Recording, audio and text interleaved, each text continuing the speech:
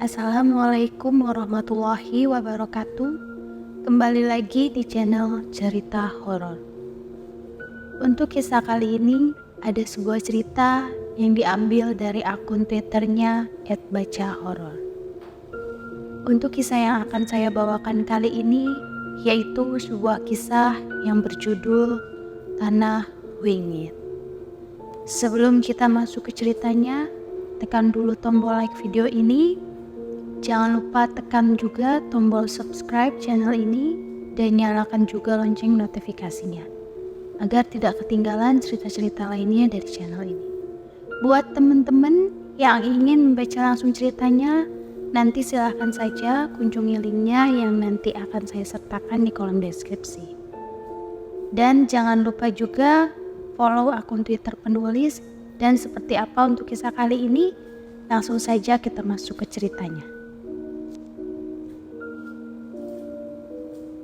Ada misteri mengerikan yang tersembunyi di balik tanah yang terkutuk ini. Sebuah misteri yang membuat mereka yang tak kasat mata menetap dan tinggal di tanah yang sama dengan Kan. Gol!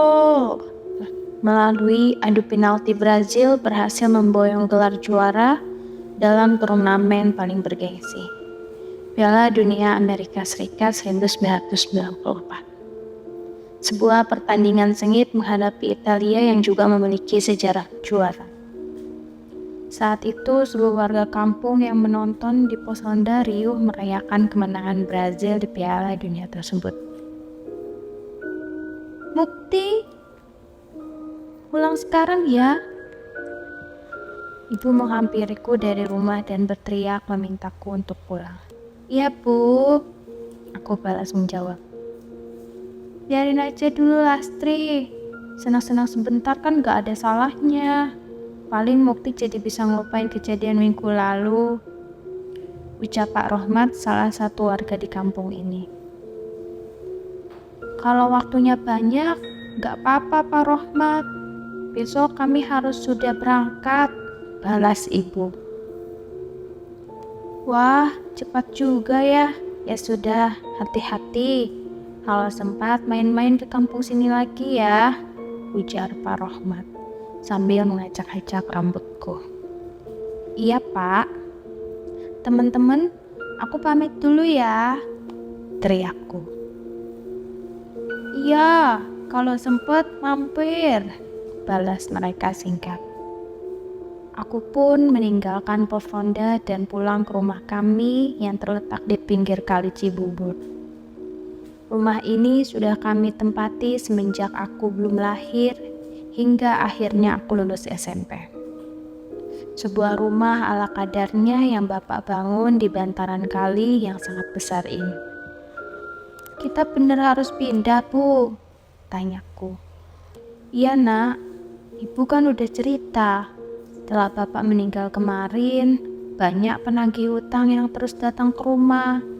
Bahkan sampai mengancam mau menyelakai kamu dan Gendis adikmu, jawab ibu. Bapak meninggal 2 minggu yang lalu. Setelahnya kami kaget ada banyak penagih utang yang menagih ke rumah kami. Mereka bilang Bapak berhutang pada mereka. Tak hanya satu, tapi banyak. Jujur kami tidak pernah tahu kalau Bapak berhutang. Tapi ibu sempat curiga setelah seorang temannya mengatakan sedang marak modus preman menagih utang pada anggota keluarga yang telah meninggal. Padahal belum tentu mereka berhutang. Tapi 1 orang perempuan dan 2 orang anak kecil yang miskin bisa berbuat apa melawan mereka? Terus kita kemana Bu? Kita tinggal di Jawa. Iya nak, kita tinggal di Jawa. Ada rumah peninggalan eyangmu di sana. Tidak ada yang akan mengusik kita selama di sana, ucap ibu. Ibu menceritakan tentang sebuah rumah di desa tempat kelahirannya. Dulu, eyang memiliki banyak tanah dan kebun. Namun semua sudah dijual dan diwariskan ke anak-anaknya termasuk ibu.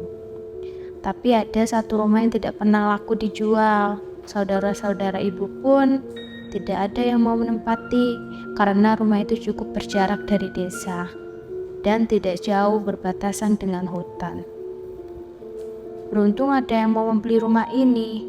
Uangnya bisa kita pakai untuk renovasi dan modal hidup di sana, kata ibu.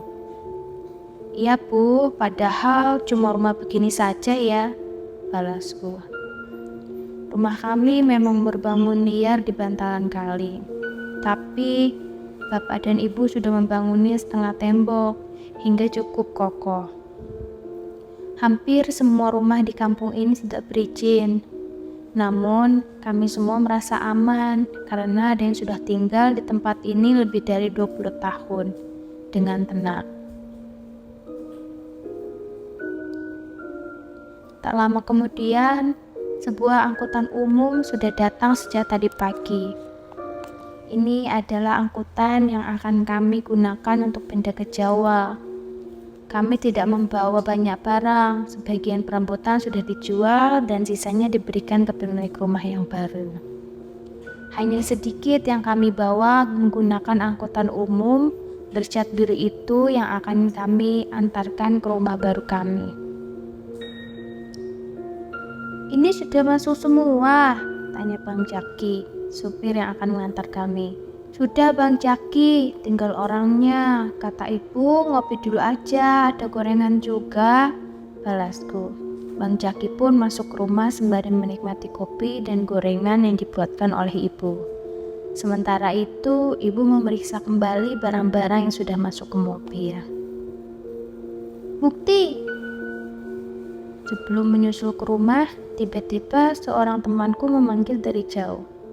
Andri? Tanyaku sembari menghampirinya. Ini kamu bawa ya? Ucap Andri. Ada sebuah ukiran kayu berbentuk ular yang ia berikan padaku. Apaan nih? Bawa aja. Aku dapat mimpi gak enak semalam.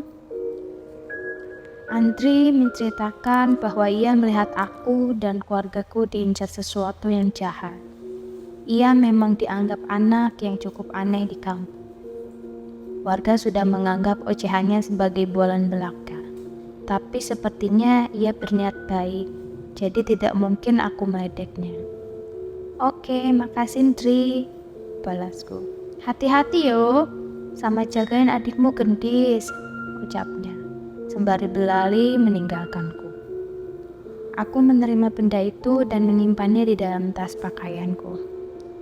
Bu, masih jauh, tanya Gendis yang sudah merasa tidak nyaman di perjalanan. Masih Duk, setengah perjalanan lagi, tidur lagi aja ya, jawab ibu. Ini memang pertama kalinya Gendis melalui perjalanan sejauh ini. Sebenarnya aku khawatir akan sekolahnya di desa. Seharusnya sebentar lagi ia sudah masuk SD, tapi aku hanya bisa percaya pada pertimbangan ibu. Menjelang maghrib, kami pun sampai di rumah yang akan kami tinggali. Sebuah rumah yang cukup berjarak dari rumah lain di desa. Ini rumah yang cukup besar. Semua dindingnya terbuat dari kayu yang sepertinya sudah sangat berumur. Ada sebuah pohon besar di depan rumah. Namun pohon itu sudah kering dan tidak lagi berdaun. Saat mobil Bang Jaki terparkir di depan rumah, ada seseorang yang segera menghampiri kami. Seorang pria kurus yang sedikit lebih tua dari ibu. Pak Ngadimin, sambut ibu. Lastri, gimana perjalanannya? Lumayan pak, pas lagi panas-panasnya, jawab ibu. Rumahnya sudah saya bersihkan ya bu, tapi seadanya aja. Lebih baik malam ini istirahat di rumah saya saja. Besok baru beres-beres, ucap Pak Ngadimin. Halah pak, saya sudah ngerepotin minta dibersihkan malah ngerepotin nginep lagi. Ibu menolak untuk mampir ke rumah Pak Ngadimin dan memilih untuk terus menurunkan barang-barang di mobil. Bang Jaki dan Pak Ngadimin pun membantu kami sementara ibu menyalakan lampu teplok yang sudah tersedia di depan rumah. "Belum ada listrik, Bu," tanyaku. "Sudah, tapi masih harus lapor PLN dulu. Biar dipasang lagi, paling seminggu sudah nyala," balas ibu. Bang Jaki yang sedari tadi menurunkan barang terlihat cukup aneh. Sesekali ia berhenti melangkah dan menelan ludah. "Bang Jaki nginep dulu aja, pagi baru pulang. Ada kamar kosong kok," ucap ibu. Enggak, saya langsung saja habis ini. Mau mampir dulu," ucapnya dengan canggung. Ia terlihat begitu waspada dengan rumah ini. "Mbak Lastri benar yakin mau tinggal di sini?" tanya Bang Jaki. "Ya iyalah Mas, sekarang cuma rumah ini yang bisa kami tinggali," balas ibu. Setelah memandu kami, Bang Jaki segera pamit. Padahal hari sudah larut malam. Pak Ngadimin pun mengantarkan kami makanan kecil dan minuman panas untuk kami dan buru-buru meninggal. Merasa cukup lelah, aku pun duduk di tikar yang sudah digelar oleh ibu. Rumah kayu dengan lampu remang-remang merupakan pemandangan yang cukup asing untukku. Apalagi suasana hening seperti ini tidak pernah kurasakan di rumah kami sebelumnya. Tok, tok, tok. Ada suara dari luar. Tok, tok. Setahuku, rumah kami cukup jauh dari warga lain. Aku malas mencari tahu dan memilih untuk bersantai di tikar. Tapi suara itu mendekat ke jendela. Aku menoleh ke jendela. Sekelibat terlihat seorang nenek melintas di depan jendela rumah. Nenek itu berambut putih terurai berantakan dan kebaya putih yang lusuh. Ia tertawa dengan mulutnya yang memerah. Sontak, bulu kuduku merinding, tubuhku merinding. Aku tidak berani berjalan keluar jendela untuk memastikan dan memilih untuk menghampiri ibu. "Bu, ibu!" teriakku. Aku mencari ibu di kamar. Namun di kamar hanya ada gendis yang tertidur. "Kenapa, Mukti?" teriak ibu yang suaranya terdengar dari dapur. Aku pun berlari menuju dapur menghampiri ibu. "Ada nenek-nenek, Bu. Serem. Di luar jendela," ucapku. "Nenek-nenek? Malam-malam gini? Jangan ngarang kamu. Kalau capek tidur duluan aja," balas ibu yang sedang membersihkan kompor tungku yang mungkin ia gunakan untuk masak-masak. "Iya Mas Mukti, tidur duluan aja. Nanti gendis nyusul," tambah gendis yang tengah minum susu yang sepertinya baru saja dibuatkan oleh ibu. Tuh, tunggu, gendis, kamu di sini?" tanyaku bingung. Tidak mungkin aku salah. Tadi aku melihat dengan jelas gendis tertidur di kamar. "Iya, minum susu dulu, habis ini mau tidur disuruh ibu," balasnya. Aku menelan ludah sembari menoleh ke kamar tempat aku melihat gendis tertidur tadi. Aku bantuin ibu aja deh," ucapku yang sedikit ragu untuk kembali ke ruang depan lagi, apalagi di kamar. Karena kamar yang lain masih berantakan, malam itu kami tidur dalam satu kamar. Walaupun lelah, malam itu aku sulit untuk tertidur saat mengingat kejadian tadi. Pagi harinya, aku masih menganggap kejadian semalam sebagai perkenalan dari penunggu rumah. Itu adalah kata-kata yang biasa diucapkan bila kita melihat hal-hal aneh di tempat baru. Sayangnya, lambat laun aku mulai mendengar desas-desus tentang rumah yang kutinggali. "Kamu kok berani tinggal di rumah itu?" Wisnu namanya. Dia teman yang baru ku kenal beberapa hari ini. "Emangnya kenapa? Angker?" tanyaku.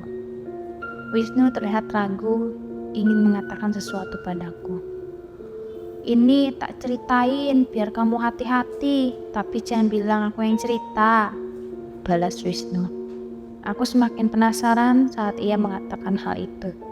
Memangnya ada hal apa di rumah yang kutinggali? Kamu pasti tahu kalau rumah itu lama gak ditinggali kan? Tahu nggak kami nyebut rumah itu dengan sebutan apa? Aku menggeleng. Rumah demit, ucap Wisnu. Dia bercerita bahwa setiap anak-anak, bahkan warga desa yang tidak berkepentingan dilarang untuk mendekat ke rumah ini. Banyak isu mengerikan yang ia dengar. Dulu, pernah ada yang lewat rumah itu dan nemuin mayat terbaring di pekarangan. Mayatnya sudah membiru, tapi matanya melotot. Dia manggil orang kampung untuk evakuasi. Tapi pas balik ke sana, mayatnya udah gak ada, ucap Wisnu. Aku cukup merinding mendengar ceritanya. Rasanya, aku semakin tidak yakin untuk tinggal di rumah ini. Cerita dari Wisnu membuatku kepikiran. Aku penasaran. Apa ibu sudah tahu tentang keadaan rumah ini sebelum memutuskan untuk pindah? Menjelang maghrib pun aku bergegas untuk pulang. Di kampung ini, setelah ajan berkumandang, seluruh kampung akan menjadi sepi. Jarang sekali ada yang keluar rumah. Untungnya ibu sudah menyalakan lampu luar. Setidaknya setelah listrik menyala, rumah ini tidak terasa menyeramkan seperti awal kami datang. Heh, jangan di atas, aku gak bisa nangkep kamu. Saat memasuki rumah aku, mendengar suara gendis yang berbicara dengan seseorang. Aku pun menghampirinya ke kamar dan menyaksikannya sedang menatap ke sudut langit-langit rumah. Gendis, kamu bicara sama siapa? Tanyaku. Gendis pun menoleh ke arahku, ia pun menggeleng menjawab pertanyaanku. Tadi Mas Mukti dengar kamu ngomong sama orang, tanyaku lagi. Gendis mengeleng sekali lagi dan berlari keluar, melewatiku menuju arah ibu di dapur. Aku pun memperhatikan sekeliling kamar dan tidak melihat ada siapapun di kamar itu. Mau mandi dulu atau makan dulu? Tanya ibu. Makan dulu aja Mas, ajak Gendis. Oke. Jawabku singkat.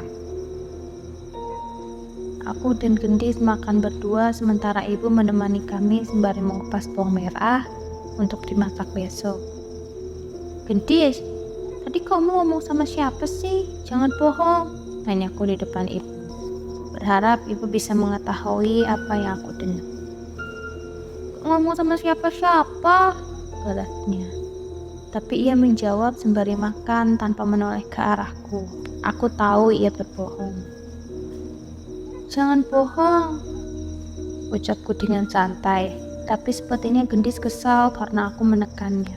Ya udah, kalau Mas Mukti mau tahu, ntar juga ketemu, jawabnya sembari membawa piringnya ke tempat cuci piring dan meninggalkanku. Aku mengernyitkan dahi, tak mengerti dengan apa yang ia maksud. Aku pun menceritakan pada ibu tentang kejadian tadi. Tapi ibu menganggap bahwa Gendis sedang asik bermain dengan imajinasinya. Oh, namanya anak kecil, mungkin ngobrol sama bonekanya atau teman khayalannya, jawab ibu dengan tenang. Malam ini aku sudah tidur di kamar sendiri, sedangkan Gendis tidur bersama ibu. Ini adalah salah satu hal baik dari pindah rumah. Aku bisa punya kamar sendiri di sini. Radio tape adalah satu-satunya hiburanku di tempat ini. Pilihanku kali ini jatuh pada kaset Bass Jam untuk menemaniku sampai waktunya tidur. Aku bernyanyi di depan mengikuti nada di lagu itu sembari bergaya layaknya vokalis band. Mungkin sedikit kekanak-kanakan, tapi ini cukup seru. Apalagi aku tidak bisa berharap menonton televisi bersama di pos ronda seperti dulu. Di desa ini jarang yang memiliki televisi, kalaupun ada masih hitam putih.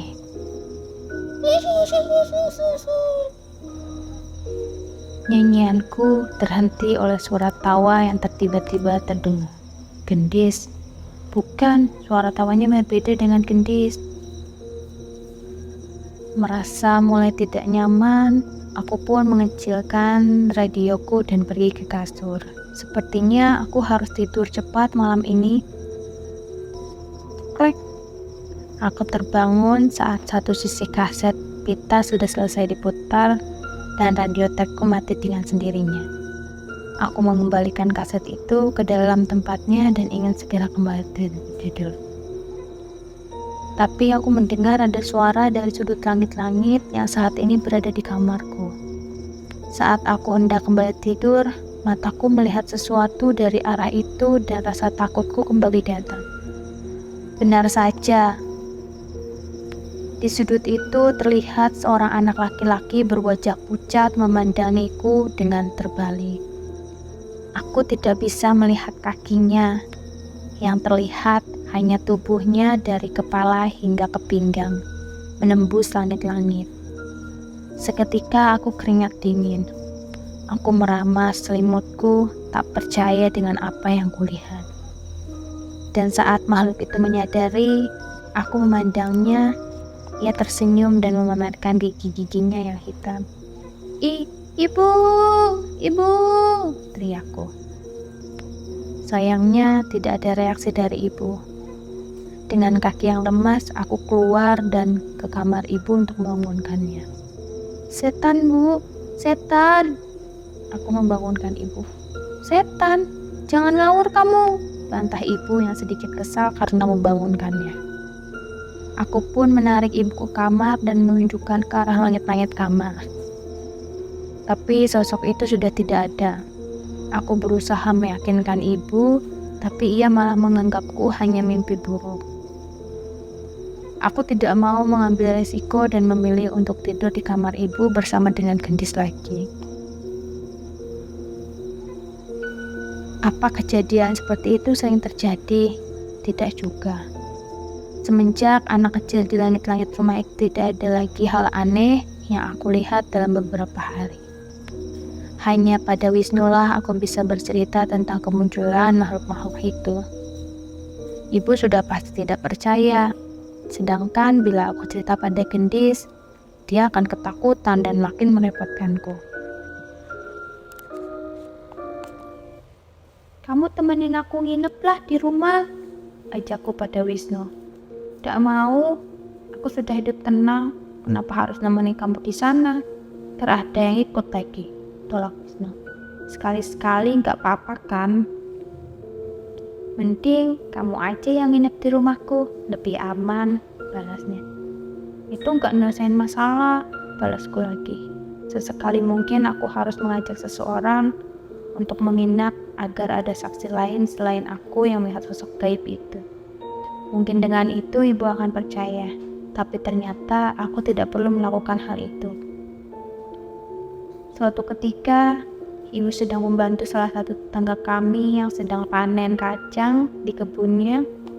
Aku menunggu ibu sembari mencela gendis sambil bermain di halaman rumah. Aku baru selesai sholat maghrib dan kami pulang saat matahari baru saja terbenam. Seperti biasa, jalanan sudah sepi dan arah ke rumah kami cukup gelap dan menyeramkan.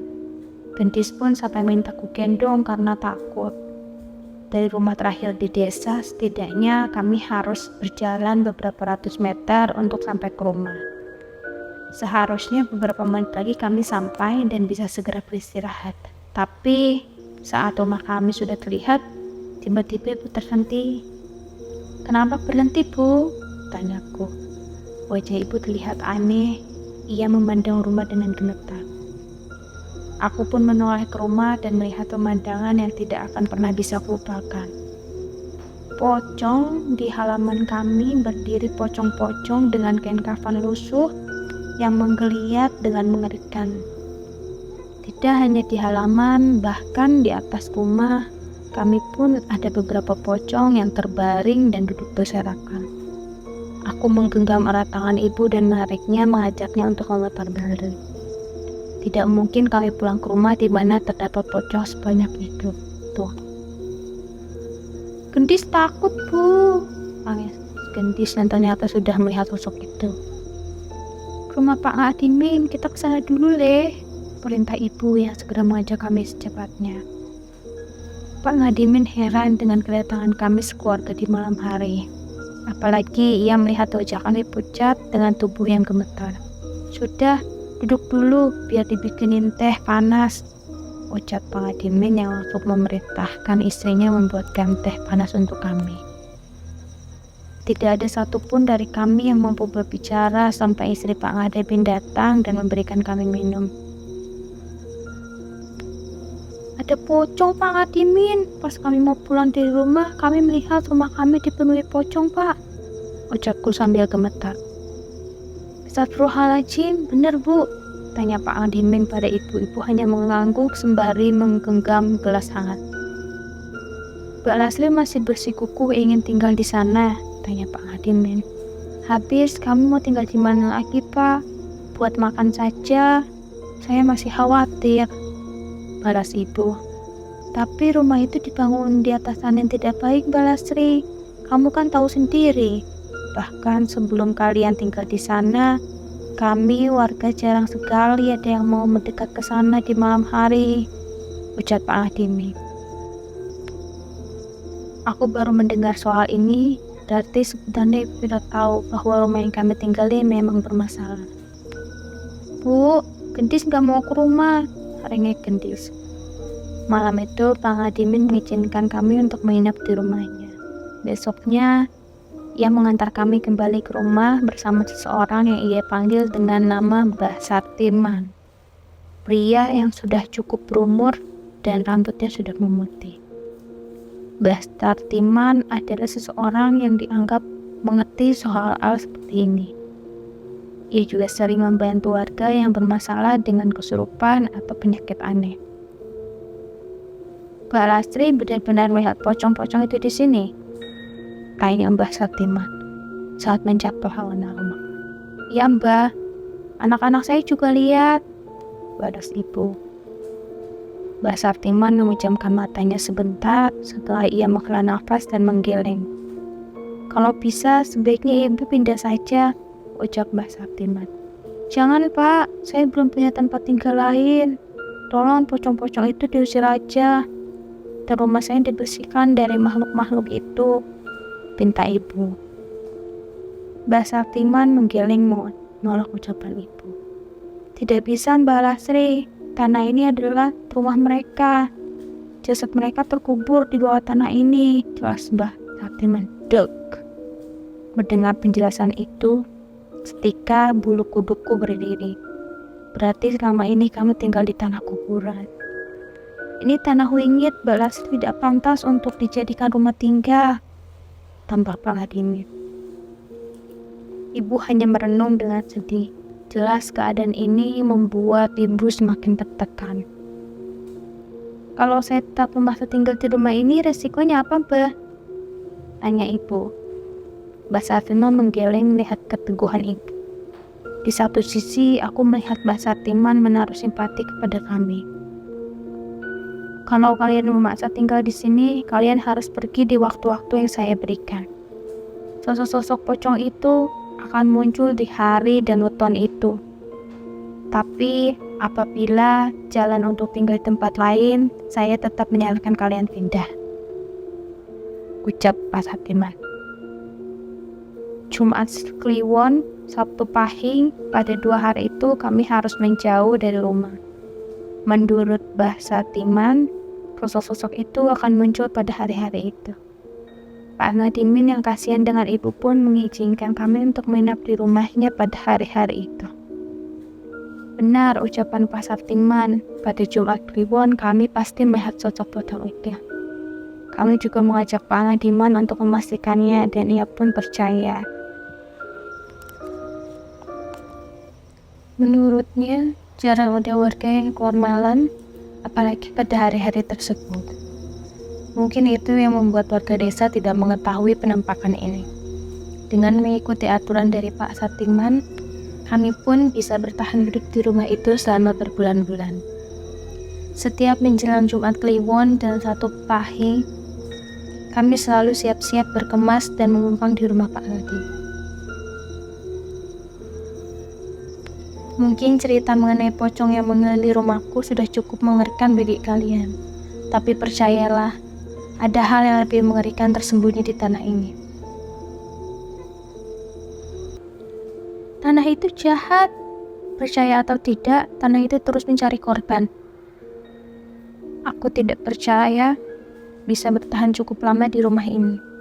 Padahal hampir setiap tetangga yang ngobrol dengan kami selalu bertanya, "Kok kalian betah tinggal di rumah itu?"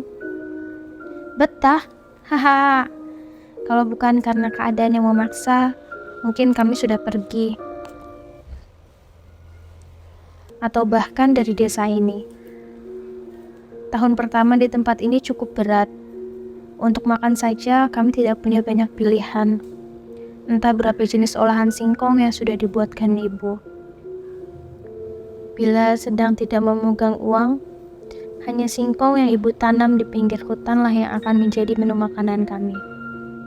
"Tiwu lagi, Bu?" tanyaku. "Bosen ya? Nanti coba ibu tanya Bu Sarmi ada sisa lauk atau enggak," balas ibu. Walau aku sering mengeluh, tapi ibu tidak pernah memarahiku sama sekali. Sebaliknya, ia selalu mencari cara agar kami bisa bertahan dari situasi ini. "Gak usah, Bu. Besok aku ikut Pak Ngadimin mancing aja. Siapa tahu dapat ikan, kan lumayan," ucapku. "Ya udah, tapi jangan ngerepotin ya," balas ibu. Ada satu berkah yang kurasakan saat hidup di desa. Kami masih bisa bertahan hidup dari alam. Ada tanah untuk ditanam, ikan untuk dipancing, bahkan kalau tidak malas ada burung yang bisa dijala dari sawah-sawah yang hampir panen. Tapi aku bertekad suatu saat kami harus keluar dari situasi ini, terutama rumah ini. "Masih sering lihat yang aneh-aneh di rumah?" tanya Pak Ngadimin sambil menunggu umpannya termakan oleh ikan di sungai ini. "Masih, Pak. Tapi selama di dalam rumah paling cuma sekelibat-sekelibat aja. Kata ibu yang penting gak keluar pas malam-malam aja," jawabku. "Yang penting kamu jagain ibumu dan gendis ya, Mukti. Belum pernah bapak melihat orang setegar ibumu," balasnya. "Pasti, Pak." Seperti biasa, aku pulang ke rumah saat langit masih terang. Entah mengapa aku merasa hari di desa ini lebih pendek daripada di kota. Dulu jam 8 malam, kami malah baru keluar untuk berkumpul di pos ronda. "Gendis, sudah mau malam, masuk," ucapku pada Gendis yang masih berada di tengah rumah. "Iya," jawabnya. "Kalau iyo langsung masuk dong, jangan bengong," balasku. "Nanti malam mau ada tamu," ucap Gendis sambil menatapku. "Tamu? Sopo?" tanyaku. Gendis tak menjawab dan malah segera berlari ke dalam rumah. Aku mengernyitkan dahiku, apa tadi ada yang datang memberitahunya bahwa akan ada tamu? "Banyak banget ikannya, ini kamu semua yang mancing?" tanya ibu. "Ya enggak, sebagian Pak Ngadimin, tapi tadi dapat banyak, jadi aku dibawain agak banyak kan," balasku. "Lumayan." Ibu mengolah ikan yang kubawa untuk bisa dimakan selama beberapa hari. Setidaknya selama beberapa hari ini, kami terselamatkan dari olahan singkong lagi. Kami makan ditemani hujan yang mulai mengguyur desa. Ibu pun sudah siap dengan beberapa ember dan panci untuk diletakkan di titik kebocoran atap rumah. Suara tetesan air dari kebocor rumah pun menjadi senandung yang menemani malam hari. Entah mengapa, tanpa disadari kami bertiga merasa gelisah. Seperti ada sebuah perasaan yang membuat kami tidak nyaman. Blar. Suara petir yang menyambar membuat suasana kami bertiga kaget dan semakin merasa aneh. Ibu pun mencoba merapatkan gorden agar cahaya kilat tidak terlalu mengagetkan kami. Tapi bukannya kembali, ibu hanya terdiam di depan jendela sembari melihat sesuatu di luar. "Ada apa, Bu?" tanyaku penasaran. Ibu tidak menjawab. Sebaliknya ia malah menelan ludah dan wajahnya terlihat cemas. Khawatir dengan ibu, aku pun menghampirinya dan ikut melihat keluar. Saat itu, setelah sekian lama berkuku-duku berdiri, sesuatu yang ada di halaman rumah membuatku merinding tidak karuan. Keranda mayat. Di bawah hujan yang cukup deras, tiba-tiba terlihat sebuah keranda mayat tergeletak begitu saja di halaman, bersama sosok jenazah yang sudah dipocong. Bu, itu, tanyaku. Jangan keluar, apapun yang terjadi jangan keluar, balas ibu, yang segera merangkulku dan mengajakku menjauh dari jendela. Aku pun berinisiatif membawa radioku dari dalam kamar dan mendengarkannya bertiga di ruang depan. Tidak ada satupun dari kami yang mengajak masuk ke kamar. Satu sisi kami takut dengan apa yang ada di luar. Di satu sisi kami juga khawatir akan terjadi sesuatu bila kami tidak mengawasinya. Aku berharap suara radio yang kusetel bisa sedikit menenangkan kami. Namun, walau sudah mendengarkan beberapa lagu dan drama radio, tangan ibu masih terlihat gemetar. Sudah beberapa lama mungkin saja keranda itu sudah menghilang dengan sendirinya, seperti saat kemunculannya. Setidaknya itu yang kupikirkan. Aku pun mencoba melawan rasa takutku untuk kembali mengintip melalui jendela. Bila keranda itu sudah hilang, maka kami bisa masuk kamar dan tidur dengan nyenyak. Coba Mukti lihat lagi, Bu, ucapku. Hati-hati nak, balas ibu.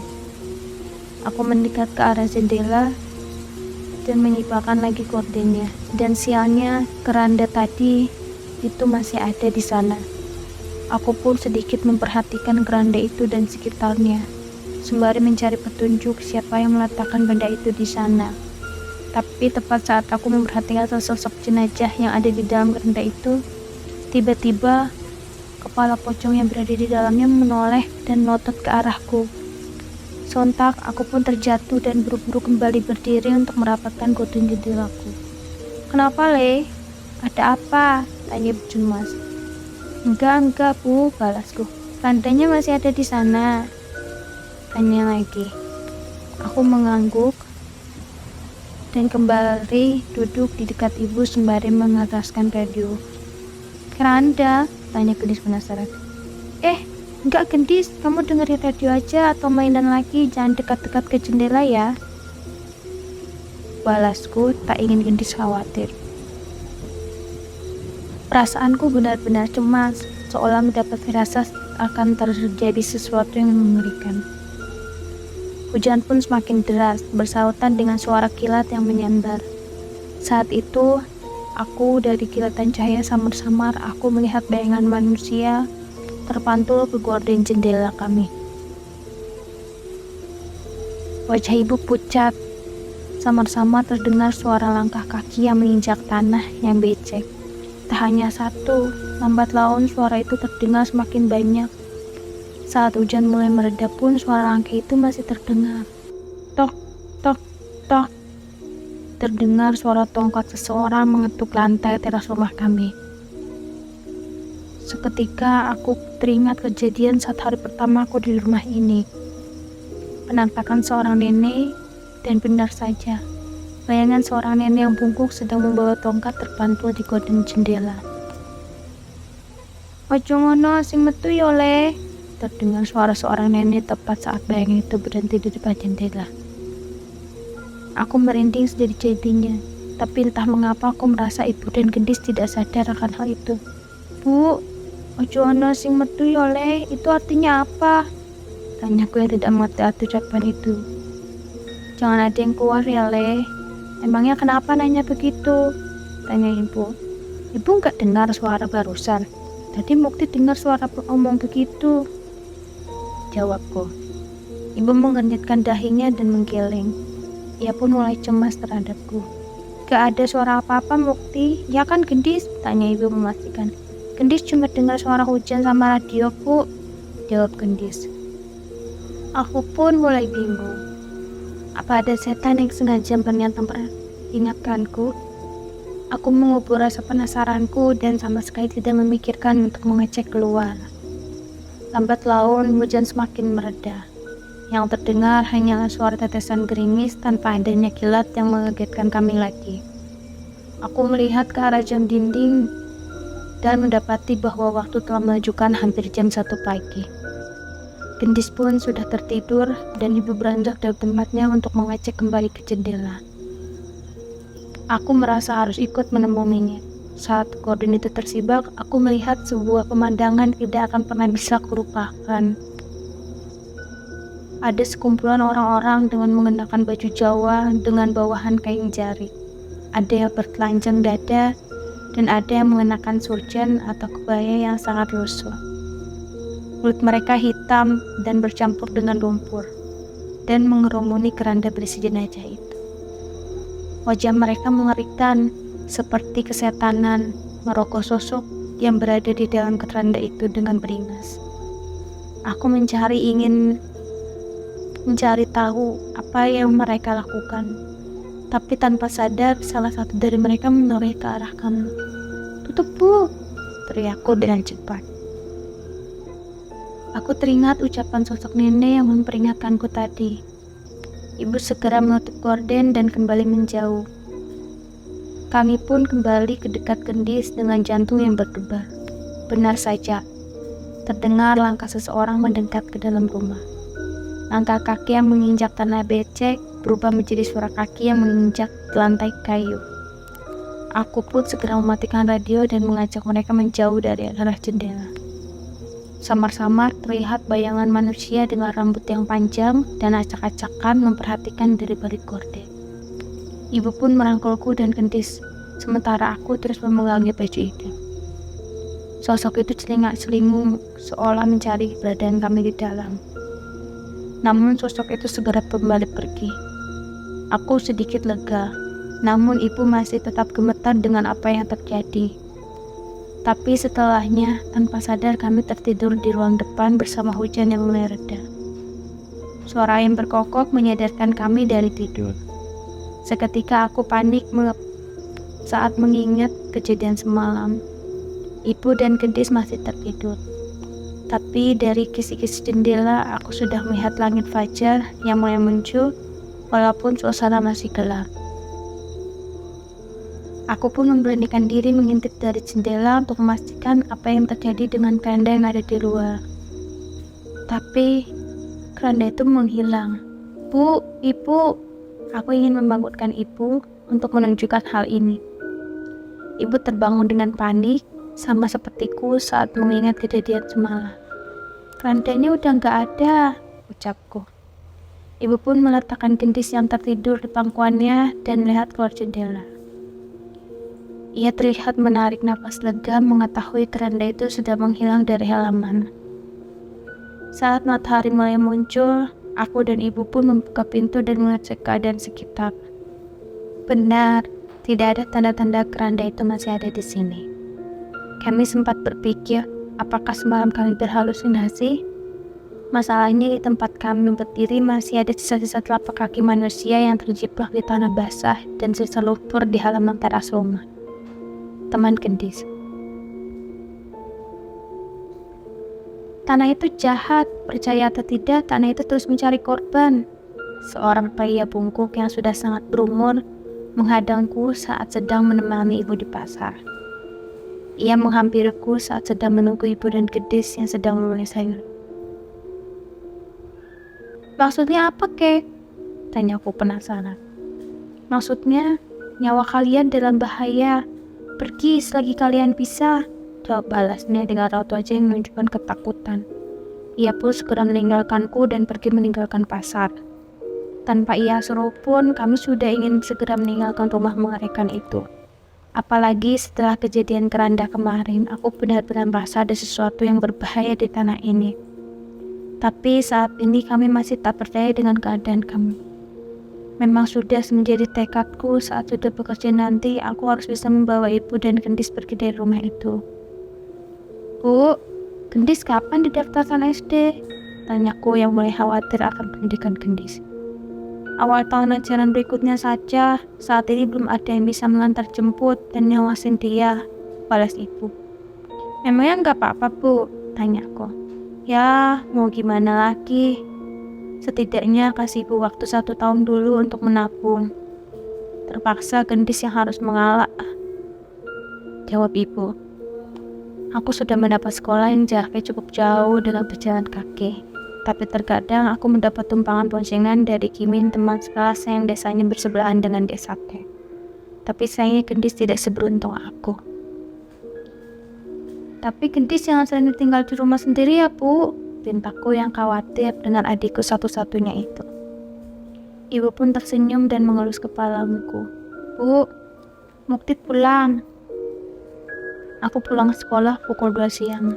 Sekolah di sini pelajaran tidak sepadat di kota. Sebenarnya aku sedikit senang saat mengetahui hal itu. Jangan pergi dulu, Gendis belum selesai. Dari jauh aku melihat Gendis sedang berbicara dengan seseorang. Tapi saat aku menatap ke arah ia memandang, sama sekali tak ada siapa-siapa di sana. Kamu ngomong sama siapa, Gendis? Tanyaku. Gendis hanya menunjuk ke salah satu sisi rumah yang kupastikan tidak ada apa-apa di sana. Jangan bercanda, balasku. Gendis pun menatapku sebentar dan segera berlari ke kamarnya. Apa mungkin ucapanku ada yang menyinggungnya? Mungkin benar kata ibu, Gendis sedang menghayalkan seorang teman. Sepertinya aku kurang meluangkan waktuku untuk bermain dengannya. Main sama Mas Mukti aja yuk, ajakku sembari merayu Gendis yang bermain sendirian di kamar.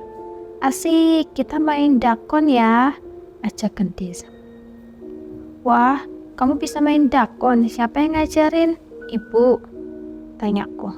Bu, bukannya menjawab, Gendis malah menunjuk ke salah satu sisi rumah lagi yang sesekali lagi kupastikan tidak ada apa-apa di sana. Sudah, kita main saja, ucapku. Jujur aku mulai cemas dengan Gendis. Bu, memangnya Gendis sering bicara sendiri begitu ya, Bu? Tanyaku sembari membantu ibu mencabut dedaunan dari pohon singkong untuk disayur. Iyo, namanya juga anak kecil, memangnya kenapa? Tanya ibu. Enggak, Bu, Mukti khawatir, soalnya waktu ditanya dia ngomong sama siapa, dia selalu menunjuk ke tempat yang gak ada siapa-siapanya, balasku. Ibu juga bingung, semoga saja itu memang khayalan sedang bermain. Tapi, kalau memang ada sosok lain yang berkomunikasi dengan dia, doakan saja semoga bukan sosok yang jahat, balas ibu. Kalau sudah berkata seperti itu, sepertinya aku juga tidak bisa berbuat banyak. Setelah kejadian-kejadian itu, beberapa kali aku memergoki Gendis sedang berbicara dengan seseorang. Aku pernah mengintip tanpa ia sadari, tapi tetap saja aku tidak melihat apapun. Gendis, kalau bosan ajak main Mas Mukti aja ya. Kalau Mas ada di rumah, pasti Mas temenin, ucapku, berusaha untuk semakin dekat dengan Gendis. Iya Mas, tapi kan enakan main sama anak-anak kayak Gendis juga, balasnya polos. Anak-anak? Aku mencoba berpikir positif. Mungkin saja ia membayangkan sedang bermain dengan anak-anak seumurannya. Sudah cukup lama aku tidur terpisah dari ibu dan Gendis. Aku pun mulai terbiasa dengan hal-hal aneh seperti suara dari luar. Angin yang tiba-tiba berhembus di kamar, hingga benda yang bergerak. Selama tidak ada yang menampakkan diri, sepertinya aku bisa untuk mengacuhkannya. Tapi malam ini berbeda. Di tengah tidurku, tiba-tiba aku terbangun dengan perasaan aneh. Ada sesuatu yang berat menindih tubuhku. Jelas saja rasa takutku kembali muncul. Apalagi aku pernah mendengar cerita tentang orang yang ketindihan makhluk halus. Aku pun mencoba mengatur nafas dan melawan rasa takutku. Perlahan aku mencoba membuka mata dan kembali aku dikejutkan dengan apa yang kulihat. Sesuatu yang hitam dan cukup besar menindih tubuhku. Aku memastikan bentuknya dan mendapati ada bagian tubuh ular yang mendidih tubuhku. Tapi itu baru permulaan. Saat aku mengucap mataku dan berusaha melepaskan diri, aku menemukan salah satu ujung dari tubuh ular itu adalah seorang anak kecil. Sebentar, aku mengingat anak kecil itu. Itu adalah sosok anak yang menampakkan diri saat awal-awal aku menempati kamar ini. Saat itu ia hanya menunjukkan setengah badannya saja, dan tidak kusangka setengah badannya adalah ular. Mengetahui, aku tersadar. Anak bertubuh ular itu melepaskan tubuhku dan keluar menembus pintu kamarku. Aku pun mulai merasa lega dan kembali mencoba menutup mataku. Tapi perasaan aneh kembali terjadi. Belum sempat aku tertidur, aku merasa ada sesuatu yang menatapku dengan tajam. Aku pun membuka mata lagi dan mendapati anak bertubuh ular itu berada di hadapanku. Tapi saat itu, aku tersadar lagi. Ia pun pergi ke arah pintu lagi. Tunggu, apa dia ingin aku mengikutinya? Aku pun mencoba membuka pintu dan mendapati sesosok anak bertubuh ular itu menantiku di arah ruang depan. Ia pun berjalan lagi menembus pintu depan. Sepertinya dugaanku benar. Ia memintaku untuk mengikutinya. Tapi sepertinya aku tidak akan mengikutinya terlalu jauh. Tapi aku merasa ada yang aneh. Pintu depan tidak terkunci saat aku mulai cemas. Aku melangkah ke arah pintu dan membukanya sesuai dengan kemauan anak itu. Dan mendapati ia terhenti di teras rumah. Ia seperti tidak melangkah lebih dari itu. Tapi masalahnya bukan itu. Ada seorang anak kecil di halaman. Aku bisa memastikan dengan jelas bahwa itu adalah Gendis. Gendis, ngapain kamu di luar? Ayo masuk. Teriakku panik saat melihat Gendis berada sendirian di halaman. Sayangnya ia hanya menatap ke arah hutan membelakangiku dan rumah kami. Gendis! Aku berteriak sekali lagi dan berlari ke arahnya. Tapi Gendis bertingkah aneh. Dia tertawa sedikit. Dan kadang tersengal sembari memandang dengan mata melotot. Kulitnya memucat dan tawanya menyeringai. Mengerikan yang sama sekali tidak sama dengan tawa Gendis. Gendis, kamu kenapa? Ayo masuk! Teriakku sembari menarik tangannya. Tapi Gendis dengan mudah melepaskan gandenganku dan bersikeras untuk tetap di tempatnya. Apa ini berarti Gendis kesurupan? Setelah beberapa kali gagal menyadarkannya ataupun membawanya, aku pun memutuskan untuk memanggil ibu di dalam untuk membantuku. Bu, bangun bu, Gendis kesurupan, teriakku. Ibu yang mendengar teriakanku pun terbangun dan panik saat mengetahui Gendis tidak ada di sebelahnya. Di mana? Gendis di mana? Teriak ibu panik. Di halaman bu, jawabku. Ibu pun segera berlari ke arah Gendis dengan wajah cemas. Tapi saat aku akan menyusulnya, aku mendengar suara aneh dari dalam kamar ibu. Suara itu dari dalam lemari. Grudak, grudak, grudak. Aku pun menghampiri lemari itu dan memastikan suara itu berasal dari dalamnya. Suara itu mengecil saat aku semakin mendekat. Anehnya, kali ini aku tidak mengalami perasaan takut. Aku pun membuka lemari itu dan melihat ke segala arah. Ada baju-baju kami bertiga dan beberapa barang. Tapi tanpa sadar, mataku terhenti di sebuah kantung. Sebuah kantung berisi benda yang diberikan oleh temanku Andri saat akan pindah ke tempat ini. Sebuah ukiran kayu berbentuk ular. Hati-hati ya, sama jagain adikmu Gendis. Tiba-tiba aku teringat ucapan Andri setelah memberikan benda ini kepadaku.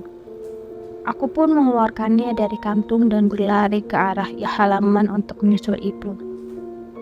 Tepat saat aku melewati halaman, aku merasakan sesuatu melewatiku, seperti ada angin yang berhembus. Ibu masih berusaha membawa Gendis ke dalam, tapi tenaganya terlalu kuat. Wajah Gendis malah terlihat menantang ke arah ibu. Tapi saat aku mendekat, Gendis berpindah menatapku, tapi kali ini dengan tatapan marah. Apa kowe iso metu saka kono? Kenapa kamu bisa keluar dari sana?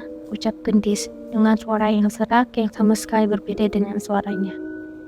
Aku pun menyadari benda yang aku ambil dari lemari dan membawanya kepada Gendis. "Gendis, pegang ini ya," ucapku. "Itu apa, Mukti?" tanya ibu bingung dengan apa yang kulakukan. Aku belum bisa menjawab pertanyaan ibu. Aku masih ingin melihat reaksi Gendis saat memegang benda ini. Kamu kok di sini?" ucap Gendis, tiba-tiba sembari menatap ke arahku. "Tunggu, bukan ke arahku, melainkan ke sesuatu di dekatku." Tiba-tiba tangan Gendis seperti tertarik atau digandeng oleh sesuatu. Ia mengarah ke arah rumah dengan langkah yang cukup cepat. "Pelan-pelan," ucap Gendis. Aku dan ibu bertatapan dan mengenal bahwa itu adalah suara Gendis. Kami pun ikut menggandeng Gendis dan membawanya masuk ke dalam dan mengunci pintu rapat-rapat. Aku dan ibu segera memeluk Gendis erat-erat saat mengetahui ia sudah sepenuhnya tersadar. "Duk, kok bisa sampai begitu, Duk?" Tangis ibu pecah saat memeluk Gendis. Wajah Gendis masih terlihat bingung, dan aku kembali mengambil ukiran kayu tebus bentuk ular dari tangan Gendis. Walau tertolong oleh benda ini, aku masih belum tahu apakah kelak benda ini dan sosok di baliknya akan berbahaya atau tidak. Duak! Terdengar suara pintu rumah dihantam dari luar. Kami bertiga kaget. Aku pun mencoba mengintipnya dari jendela, namun tidak menemukan apapun di luar sana. "Gendis takut, Bu," ucap Gendis sembari menangis. Kami pun membawa Gendis ke dalam kamar dan mengambilkan air minum untuk menenangkannya. Malam itu aku tidur di kamar ibu, memastikan tidak ada yang mengganggu Gendis. Dalam awang-awangku, aku berpikir, apa selama ini teman yang berbicara dengan Gendis adalah anak berbadan ular itu? Benda itu aku dapat dari Eyang. Sempat nyelamatin aku sekali waktu kecil, jawab anti yang telepon melalui wartel SLJC yang kudatangi di kota. "Kok kamu udah bilang kalau benda ini jimat yang seperti itu?"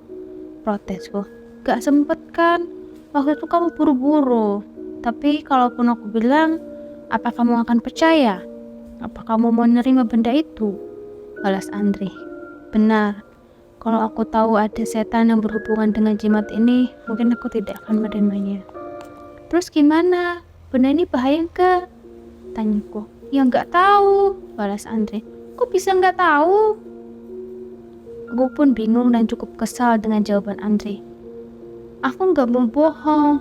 Aku cuma bisa cerita kalau benda itu pernah nolongin aku waktu kecil. Tapi menurutku kalau sekiranya kamu belum tahu cara menjaga adikmu, lebih baik benda itu kalian simpan dulu," ucap Andre. Ucapannya masuk akal. Mungkin aku akan menyimpan benda ini sebentar lagi sampai Gendis mulai bisa menjaga dirinya sendiri. Setidaknya kini aku mulai mengenal siapa sosok yang sering bermain dengan Gendis. "Udah yuk main dakonya, main di luar aja," ajakku pada Gendis. Semenjak kejadian itu, aku mulai semakin banyak menghabiskan waktu bersamanya. Setidaknya bisa mengetahui lebih banyak tentang apa yang terjadi di keseharian. "Ayo, kita mau main apa?" tanya Gendis. "Main engklek yuk, kamu bisa kan?" ajakku. "Jangan main engklek," bahas Gendis. "Dia kan gak punya kaki." Tanah wingit tidak menjadi semengerikan itu begitu saja. Ada kisah di balik berubahnya tanah itu menjadi wingit dan mengundang berbagai makhluk halus. Tapi demi mengetahui kenyataan itu, aku sedang menggali. Iya, menggali di salah satu sudut di dapur rumah kami. Entah mengapa aku melakukan ini, namun semua ini terasa begitu jelas. Sudut dapur ini adalah tempat yang jarang kami perhatikan. Salah satu sisi yang tertutup oleh tumpukan kayu bakar dan perlengkapan dapur yang jarang terpakai. Aku terus menggali sampai cangkulku menyentuh sebuah papan. Kusingkirkan tanah di atas papan itu dan membukanya. Nafasku menduru dengan cepat. Ada sebuah jasad yang sudah mengering di bawah papan itu. Matanya masih terbuka, tubuhnya masih menunjukkan gerakan nafas. Tidak mungkin dia masih hidup. Kulitnya sudah berkelupas, memamerkan dagingnya. Bahkan di bagian pipinya sudah terlihat tulangnya. Mayat itu terus bernafas semakin cepat dan menatap ke arahku. Jantungku berdegup semakin keras, merasa ingin lari dari tempat ini. Tapi makhluk itu mulai berusaha bergerak dan mendekatkan wajahnya padaku. "Ibu!" Aku berteriak. Seketika aku tersadar di kamar dengan tubuh yang penuh keringat. Mimpi? Tapi mengapa rasanya begitu nyata? Tok, tok, tok. "Mukti, bangun. Sudah lewat maghrib." Terdengar suara ibu mengetuk pintu membangunkanku. Ia membuka pintu dan memastikan aku sudah terbangun. "Mandi dulu, masih ada air," perintah ibu. "Ya bu, sebentar," balasku singkat. Aku masih mencoba mengatur nafasku yang masih merasa takut dengan mimpi tadi. Semoga saja mimpi itu bukan pertanda buruk. Aku pun mengambil handuk dan menuju kamar mandi di belakang rumah. Langit sudah gelap dan perasaanku tidak enak. Aku pun memutuskan untuk mandi dengan cepat. Dengan sisa air yang sedikit, aku menyiram tubuhku dan membersihkan badanku. Entah mengapa, aku merasa air yang kusiramkan begitu dingin. Aku pun menggigil tidak seperti biasanya, padahal aku juga cukup sering mandi di jam seperti ini. Dok, dok, dok. Tiba-tiba, perhatianku teralih kepada suara di luar. Suaranya seperti suara dinding kayu yang dipukul-pukul.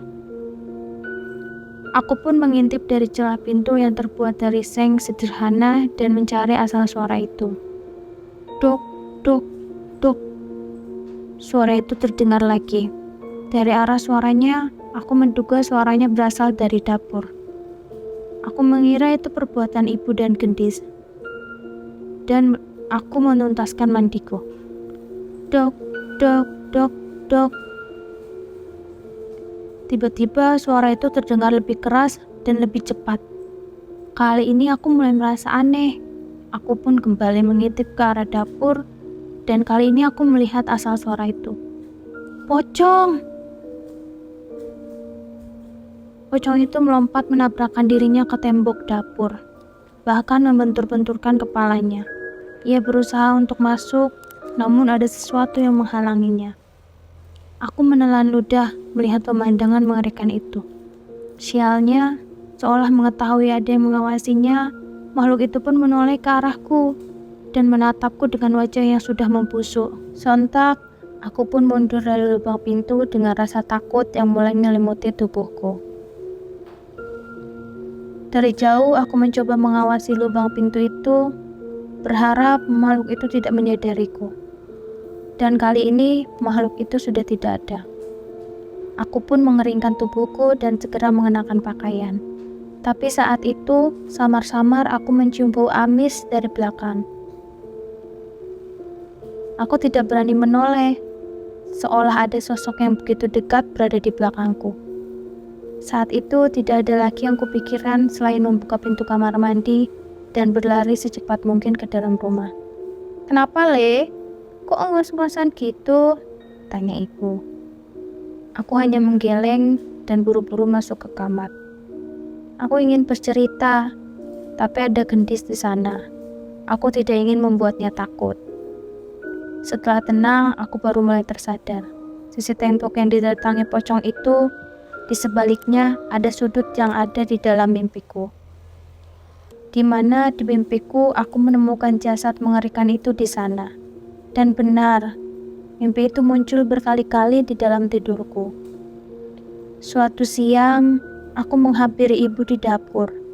Ia tengah sibuk menyalakan kompor untuk memasak. Aku yang penasaran mencoba mencari-cari sesuatu di sudut yang ada di mimpiku itu. "Nyari apa, Le?" tanya ibu. "Enggak, Bu, itu..." Aku bingung menjawabnya. Tapi aku tetap harus mencari di tempat yang jarang kami utak-atik itu. Tak butuh waktu lama, aku menemukan lembaran pohon pisang yang di atasnya terdapat kembang sesajen, beberapa rempah bekas dibakar, dan segenggam pasir. Dari kondisinya, benda ini sepertinya masih belum terlalu lama. Ibu masang sesajen di sini? Tanyaku. Mendengar ucapanku, ibu yang sedang sibuk segera meletakkan kayu bakarnya dan menoleh ke arahku. Sesajen? Ibu nggak pernah pasang sesajen, Le, balas ibu. Coba lihat deh, Bu, ucapku. Ibu pun menghampiriku. Ia juga terlihat kaget saat melihat ada sesajen di sana. Terlebih wujudnya tidak seperti sesajen yang digunakan untuk ziarah atau untuk ruatan. Bukan ibu, Le. Masa ada orang yang masuk ke rumah kita? Tanya ibu. Setelah memastikan tidak ada yang tahu tentang benda itu, aku pun mulai menceritakan mimpi-mimpiku kepada ibu. Menurutnya mungkin sebuah kebetulan aku menemukan sesaji itu di tempat yang sama dengan di mimpi. Walau begitu, kami berdua sepakat memperhatikan tempat itu untuk memantau siapa yang memasukkan benda itu di rumah kami. Suatu ketika, tak jauh dari hari kami menemukan sesajen itu, ada kabar tentang warga desa yang kesurupan. Kami tidak sempat melihatnya. Tapi saat aku dan ibu menanyakan kejadian itu, warga sempat menatap kami dengan aneh. Tidak apa-apa, sudah ditanganin kok sama Pak Sartiman, ucap warga tanpa menceritakan kepada kami lebih jauh. Kami merasa cukup aneh, tapi kami menganggap yang mereka lakukan adalah usaha untuk menutup aib orang yang kesurupan itu. Sampai suatu ketika, saat sedang berada di pasar, aku melihat seseorang yang bertingkah cukup aneh. Ada seorang perempuan yang rambutnya berantakan. Ia hanya berdiri di tengah keramaian sembari terus menatap kami dengan muka yang celemotan dengan tanah. Beberapa kali ia menunjuk-nunjuk ke arah kami sembari tersenyum, menyeringai, dan mulut yang komat kamit. Awalnya aku tidak ingin menghiraukannya, tapi semakin lama suara itu semakin keras dan mengancam. Lu seko omah kuwi yen rendak luwe. Siap-siap tak pateni. Pergi dari rumah itu, kalau tidak segera pergi siap-siap aku bunuh, ucap orang itu. Perempuan itu mengulangnya berkali-kali hingga akhirnya orang-orang tahu bahwa perempuan itu kesurupan. Beberapa pria datang menghampirinya untuk memberi pertolongan, dan tukang ojek segera memanggil Pak Sartiman. Perempuan itu meronta-ronta hingga 4 orang pria pun kesulitan membawanya ke pinggir. Aku dan ibu penasaran dengan ia yang terus mengawasi kami. Lungo kue, lemah kue duduk panggonanmu. Pergi kamu, tanah itu bukan tempatmu, teriaknya saat kami mendekat. Ternyata benar, yang dimaksud orang itu adalah kami. Tapi aku heran mengapa warga sekitar tidak heran dengan tingkah orang yang kesurupan itu. Setelah Pak Sartiman datang, ia pun segera menenangkan orang yang kesurupan itu dengan membacakan doa di samping telinganya. Perempuan itu tentu saja melawan, namun saat Pak Sartiman meletakkan tangannya di kepala perempuan itu, ia pun menjadi tenang dan kehilangan kesadaran. Kalian sudah mendengar apa yang diucapkan setan itu? Tanya Pak Sartiman. Iya Pak, apa benar mereka mengincar kami? Tanya ibu. Pak Sartiman pun meminta kami untuk tenang dan membicarakan ini di tempat lain. Setelah warga mengevakuasi perempuan itu dan mengembalikan keluarganya, Pak Sartiman mengajak kami ke kedai kopi di pasar untuk menjauh dari keramaian. Kejadian ini sudah terjadi beberapa kali di desa, buka Pak Sartiman. Kesurupan? Tanya aku. Pak Sartiman mengangguk dan menyeruput kopinya. Ia akhirnya menceritakan bahwa sebenarnya orang-orang yang kesurupan itu meneriakkan hal yang sama. Setan itu meminta warga desa mengusir orang yang tinggal di rumah yang kami tinggali. Warga desa sudah tahu, tapi mereka merasa tidak punya hak untuk mengusir kami. Jelas Pak, kami kan gak salah apa-apa, kenapa kami diusir? Ibu membela diri. Tenang dulu Bu Lastri, oleh karena itulah warga desa memilih diam. Tapi kalau memang sampai mengancam nyawa, saran saya lebih baik ibu pindah, jelas Pak Sartiman. Mendengar ucapan itu, wajah ibu kembali merenung. Aku jelas mengerti perasaan ibu. Pak Sartiman tahu mengapa kami sampai diminta pergi oleh setan-setan itu? Tanyaku. Sayangnya Pak Sartiman menggeleng. Ia harus mencari tahu lebih lanjut untuk mengetahui hal itu. Sampaikan kepada warga, Pak, mohon maaf kami belum bisa pindah. Jangankan untuk pindah, bahkan uang untuk makan beberapa hari ke depan saja, saya masih cemas, balas ibu. Pak Sartiman mengerti, dan menurutnya warga juga harusnya mengerti. Tapi ia mengatakan seandainya dirinya dan warga bisa mendapatkan solusi untuk tempat tinggal kami, mereka harap kami mau menurut dengan mereka. Ibu pun menjawab bahwa hal itu bisa dibicarakan lebih lanjut. Nyatanya tinggal di rumah itu juga bukan hal yang baik untuk kami. Sepanjang perjalanan ke rumah, aku tidak ingin bertanya banyak ke ibu. Aku yakin kejadian tadi sudah memberi cukup banyak ketekanan padanya. Aku hanya mengajak gendis bermain sekaligus mencari tanaman-tanaman di pinggir jalan yang menarik perhatiannya. Sesampainya di rumah, aku penasaran dengan sesajen yang ada di dapur. Aku pun mengeceknya bersama ibu dan menemukan sesajennya sudah diganti yang baru. Sekarang kami yakin memang ada orang lain yang masuk rumah kami. Sayangnya beberapa kali kami mencoba mengawasi dan mencoba menjebak, kami tidak menemukan siapapun memasuki rumah. Tapi anehnya, setiap beberapa hari, sesajen itu sudah berganti dengan yang baru. Akhirnya aku memutuskan untuk nekat dengan membuang sesajen itu di luar dan memendamnya di galian sampah. Sayangnya sepertinya itu bukan keputusan yang tepat. Malamnya, sesuatu yang aneh terjadi. Suara aneh memecah, keheningan malam yang bertahan sejak tadi. Aku dan ibu terbangun dengan suara yang lebih mirip seperti suara raung tangis hewan liar.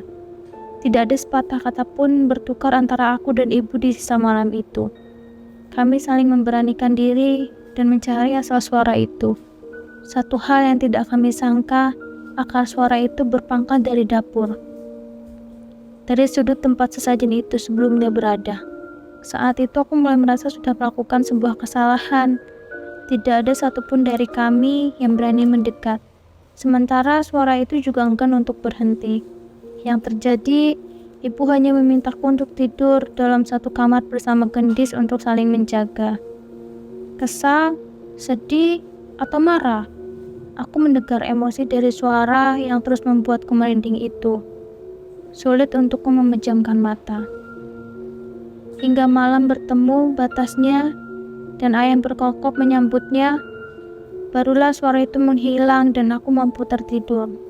Walau kejadian semalam membuat aku dan ibu takut, tapi siang harinya kami sudah melupakannya begitu saja. Saat ini, kami memang sudah sering merasakan dan melihat hal-hal aneh walau hanya sekelebat. Jadi, kejadian semalam hanya kami anggap sebagai salah satu kejadian serupa saja. Tapi malam setelahnya terjadi hal yang tidak kami sangka. Saat itu, kami sudah sampai di tidur lelap kami. Menjelang tengah malam, tidurku terganggu dengan suara-suara dari berbagai sisi rumah. Aku semakin curiga dengan bayang-bayang yang melintas dari balik jendela. Aku ingin menyalakan lampu, tapi aku ragu dan memilih untuk menghampiri ibu dan gendis di kamarnya. Tapi tanpa kusangka, ibu sudah memeluk gendis di bawah kasur sembari memberi isyarat padaku agar tidak berisik. Aku pun menghampiri ibu dan itu duduk di bawah bersama dengan ibu.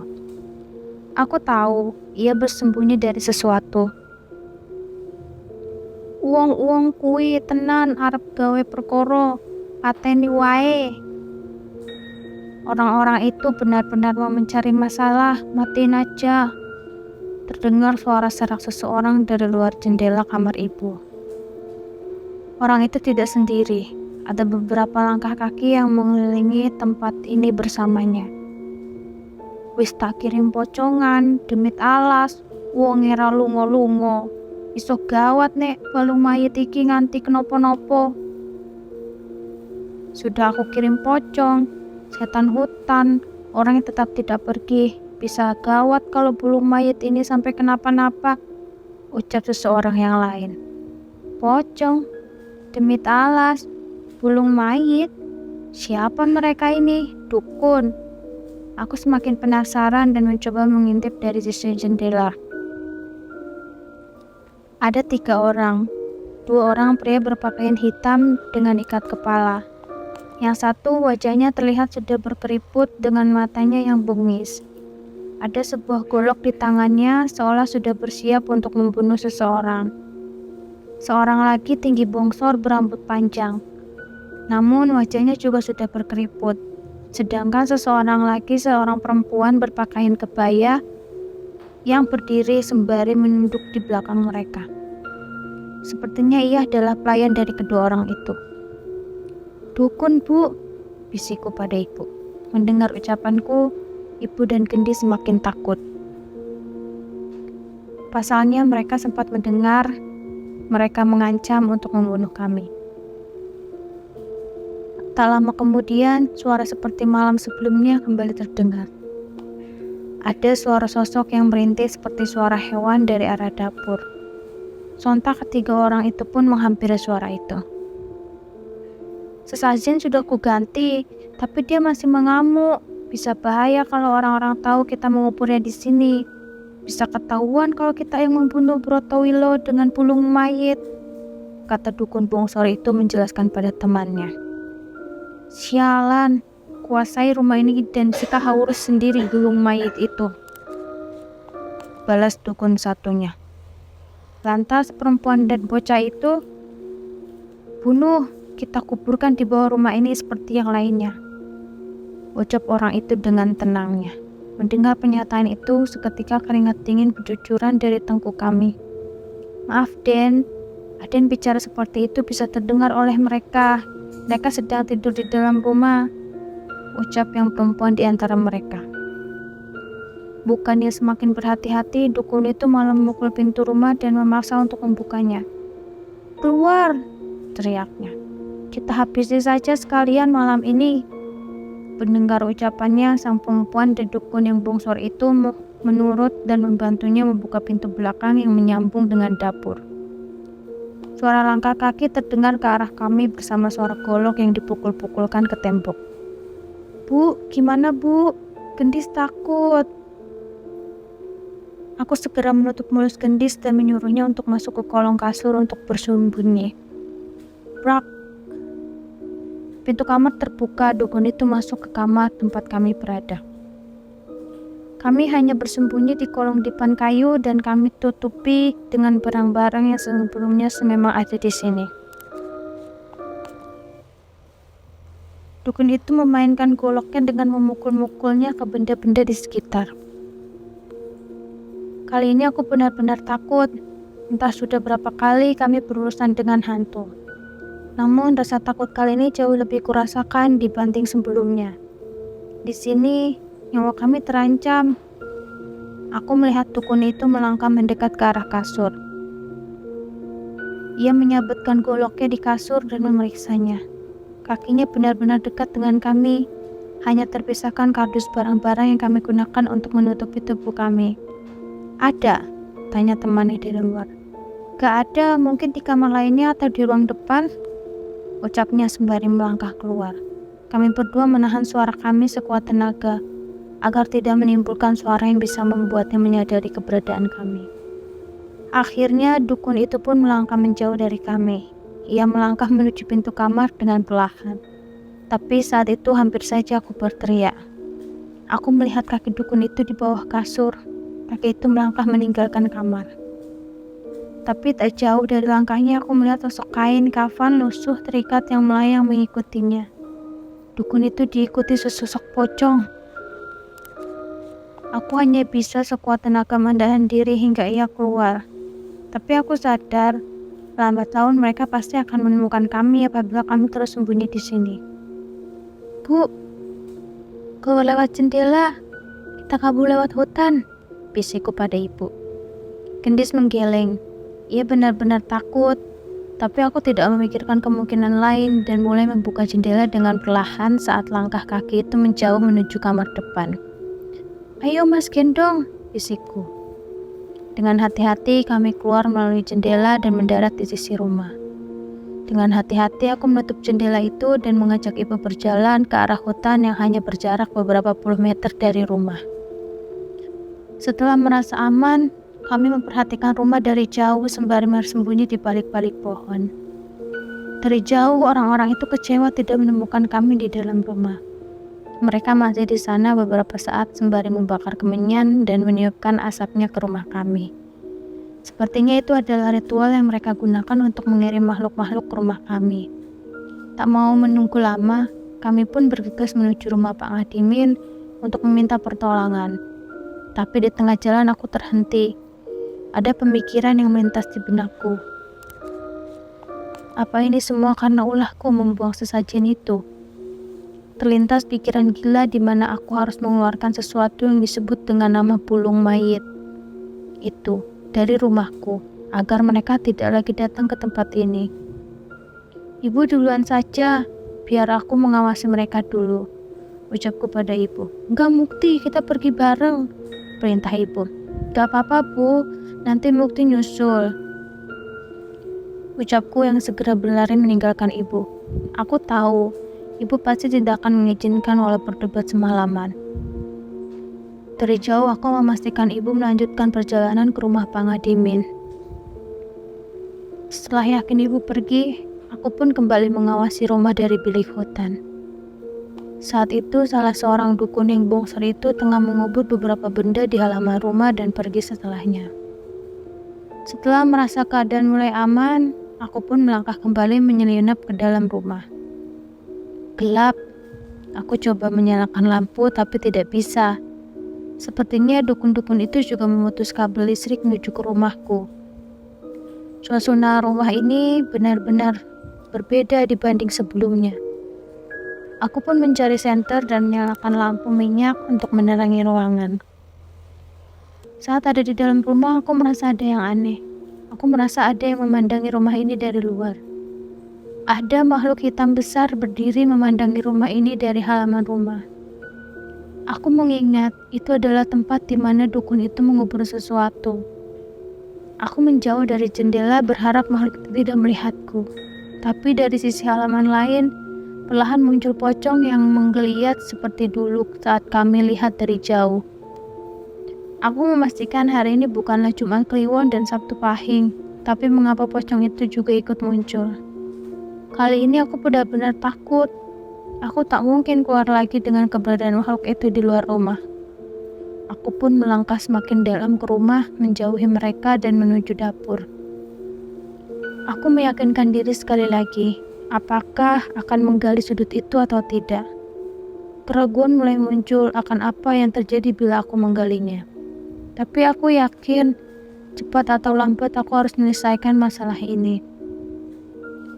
Aku pun mengambil palu untuk memecahkan semen peluran yang menutup tempat itu. Aku ingat titiknya dengan jelas dan membuka celah tanah untuk kugali. Jantungku berdegup kencang menanti apa yang akan kutemukan di bawah tanah ini. Semakin banyak cangkul kuayunkan, semakin cepat nafasku merespon kekuatanku.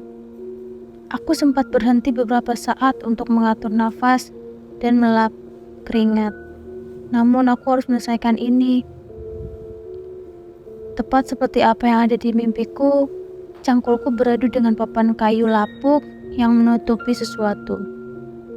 Aku tidak akan siap bila menemukan sosok yang sama seperti apa yang ada di mimpi. Sosok mayat yang masih hidup. Itu jelas tidak masuk akal. Dengan hati-hati, aku menyingkirkan papan kayu itu dan menemukan sesuatu di baliknya. Benar, di bawah rumah kami terkubur sesosok mayat. Tidak seperti dengan yang terlihat di mimpiku. Mayat ini tidak membusuk dan kering seperti mumi. Sebagian daging dan kulitnya sudah terkikis dan memamerkan tulang-tulang yang sudah menjadi berwarna coklat gelap. Aku berpikir, apa mayat ini yang mereka sebut dengan nama bulung mayit? Lantas, apa yang harus aku lakukan dengan mayat ini? Apa cukup dengan melaporkannya ke Pasar Timban atau warga desa? Bakar, terdengar suara membisik dari bagian ruangan. Aku mencari asal suara itu dan menemukan setan anak kecil yang mendiami kayu ukiran ular itu seperti mencoba memberiku petunjuk. Aku tidak mampu berpikir lagi, sepertinya itu yang harus aku perbuat. Aku pun mengambil minyak tanah dan menyiramnya pada jasad itu. Aku saat itu tidak terpikir, bahkan mungkin saja yang kulakukan akan membakar rumahku. Hanya sedikit minyak tanah yang kupunya. Aku pun melemparkan korek api dan membiarkan minyak itu menyala pada jasad itu.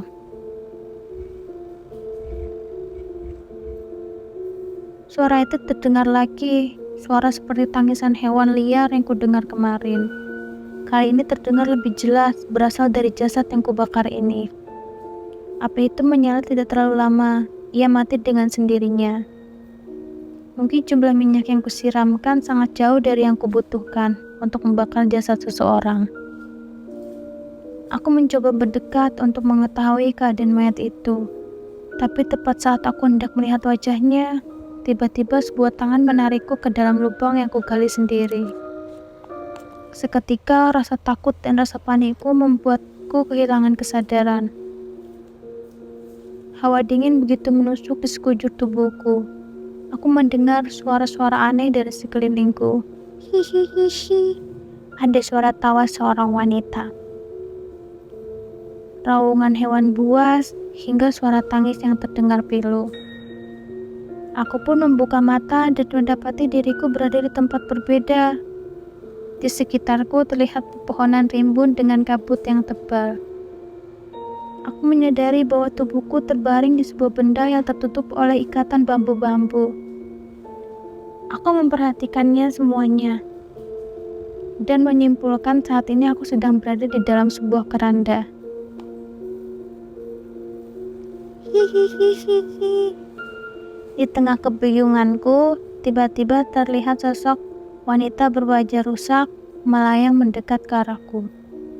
Ia melayang dengan baju putihnya yang lusuh berkibar dengan noda darah. Ia mendekat dan matanya terus menuju ke arahku. Aku ingin lari dari keranda ini. Namun di sisi sebelahku sudah ada sosok pocong yang memantauku dari belakang semak. Tolong! Tolong! Ibu! Teriakku, mencari pertolongan siapapun yang mungkin bisa mendengar. Sayangnya tidak ada tanda-tanda manusia lain di hutan ini.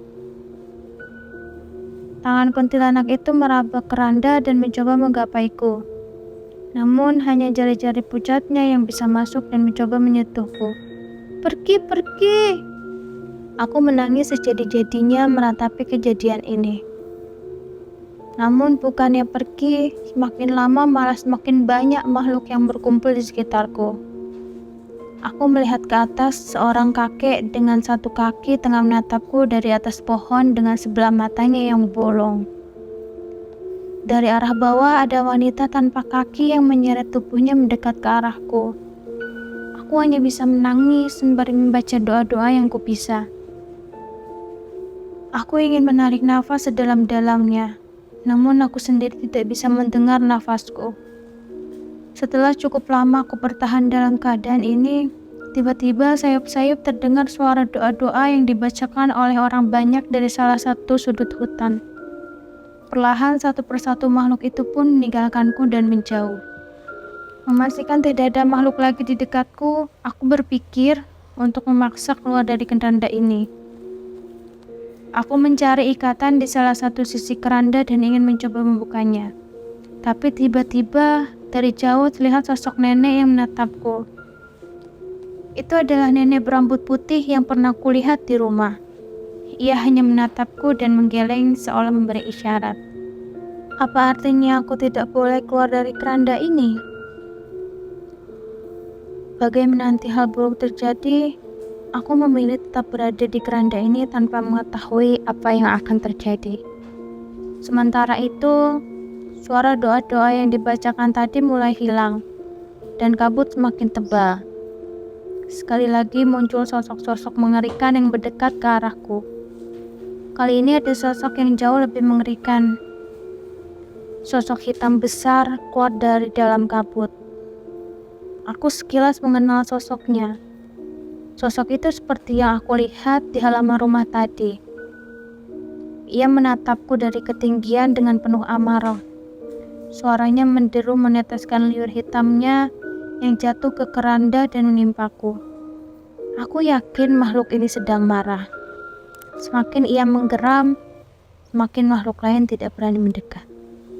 Jelas, makhluk ini begitu berbahaya.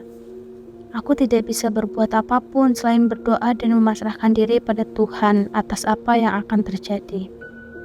Hingga sebelum sempat makhluk itu melakukan apapun, aku mendengar suara ayat-ayat suci dari suara yang aku kenal. Aku mencoba mengikutinya sembari menutup mata, menyerahkan diri sepenuhnya kepada Yang Maha Pencipta. Mukti, Mukti, tangannya mulai gerak, Pak. Aku mendengar teriakan ibu tak jauh dari telingaku. Dengan segera aku memaksa membuka mataku dan mendapati diriku tengah berada di sebuah ruangan dengan dikelilingi banyak orang. Ibu, ibu! Aku berteriak, menangis, memeluk ibu dan gendis. Pak Satriman terlihat bernapas lega saat mengetahui aku telah mendapati kesadaranku. Ini di mana, Bu? Mukti di mana? Mukti kenapa? Tanyaku. Ini di balai desa. Kamu udah 2 hari nggak sadar, Nak? Jawab ibu. 2 hari? Aku tidak merasa selama itu. Seingatku, aku hanya beberapa jam setelah kejadian mendengar cerita itu dari ibu. Menurutnya, setelah santetnya digagalkan, ilmu itu akan berbalik dan meminta perapalnya sebagai medianya. Ia juga bercerita bahwa jasad itu sudah dibakar sampai habis. Mengenai benda-benda yang ditanam di halaman, rupanya Pak Satriman juga sudah menemukannya dan membakarnya. Jadi yang membuat warga desa kesurupan itu setan kiriman dukun itu? Tanyaku. Benar, itu semua perbuatan mereka. Ibu bertanya, apa kami sudah bisa menempati rumah itu lagi? Dan apa mungkin akan ada yang mengincar kami setelah kejadian ini? Pak Satriman menjawab bahwa dibakarnya bulu mayit seharusnya membuat dukun-dukun itu menerima imbasnya. Dari penjelasan Pak Satriman, sepertinya ia sudah memvalidasi hal itu. Namun ia tidak ingin memberitahu caranya. Setidaknya ia ingin agar kami bisa tenang. Mas Mukti tidur lama banget. Gendis takut. Mas Mukti mimpi apa selama itu? Tanya Gendis. Aku mengingat apa yang terjadi saat tidak tersadar dan menceritakannya pada Pak Satriman. Mengenai aku yang berada di dalam keranda di dalam hutan. Mengenai sosok-sosok yang mengincarku hingga sosok nenek-nenek yang memberiku isyarat. Pak Satriman mengatakan bahwa aku beruntung. Menurutnya, bila aku sampai keluar dari keranda itu, mungkin saja nyawaku tidak bisa selamat. Apa itu berarti nenek itu mencoba untuk menolongku? Setelah kejadian itu, Pak Kades dan warga mengizinkan kami untuk tidur di balai desa hingga rumah kami selesai dirapikan. Selama tinggal di sana, kami mendapat banyak cerita tentang rumah kami. Ada yang bercerita bahwa rumah itu adalah saksi hidup dari perseteruan 2 keluarga kakak beradik yang berakhir saling membunuh dan semua jasadnya dikuburkan di tanah itu. Belum lagi, ada cerita bahwa tanah itu adalah tempat pemujaan sekte sesat yang pada waktu-waktu tertentu sering mengantarkan tumbal manusia di tanah itu. Sudah banyak generasi yang tinggal di desa ini, dan tanah itu selalu punya cerita mengenaskan di setiap generasinya. Banyak jasad sudah dikubur di sana, banyak ritual sudah terjadi di sana, dan banyak misteri yang masih tersembunyi di sana. Yang pasti, tanah ini sangat tidak layak untuk dihuni oleh manusia. Setelah lulus SMA, aku mendapat pekerjaan dari seorang juragan di kota untuk mengantar hasil desa ke kota. Awalnya aku hanya dibayar serabutan, namun seiring berjalannya waktu, aku pun mendapat kepercayaan untuk memegang 1 armada mobil bak untuk pekerjaan ini. Aku mendapat gaji bulanan dan tak jarang petani-petani juga sering memberiku tanda terima kasih karena sudah melariskan jualannya. Aku mendapat gaji bulanan dan tak jarang petani-petani desa juga sering memberiku tanda terima kasih karena sudah melariskan jualannya. Padahal aku sudah cukup senang bisa membalas budi pada warga desa yang sering membantuku mengenai masalah rumahku. Aku sempat bertanya pada bos, apakah aku boleh menerima uang dari mereka. Namun menurutnya, selamat bisa memastikan hasil panen tetap memiliki kualitas yang baik itu bukanlah masalah. Lagi pula bos pun sadar, gaji yang ia berikan masih jauh dari standar gaji karyawan kota. Sesuai nazarku dulu, saat aku mulai bisa mencari uang, yang kuutamakan adalah mencari tempat tinggal untuk pindah dari rumah itu. Aku pun mengontrak sebuah rumah sederhana yang tidak begitu jauh dari sekolah Gendis. Walau kecil, ibu dan Gendis merasa nyaman dan betah. Aku cukup lega saat akhirnya bisa meninggalkan rumah yang berdiri di tanah wingit itu. Setelah yakin ibu dan Gendis nyaman tinggal di kontrakan, aku pun meminta izin pada ibu untuk menghancurkan rumah yang berdiri di tanah wingit itu. Ibu setuju, terlebih aku sudah memiliki cukup tabungan untuk membeli tanah yang sesuatu saat akan kami bangun rumah kami sendiri. Kisah mengenai tanah wingit ini berakhir di sini. Kini tanah itu dialihkan sebagai tempat pemakaman.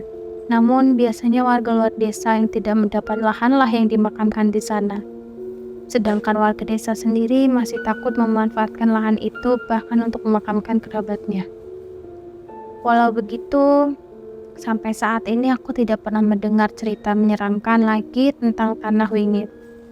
Entah memang sudah tidak ada, atau memang aku yang sudah tidak pernah mencoba untuk mendekatinya lagi.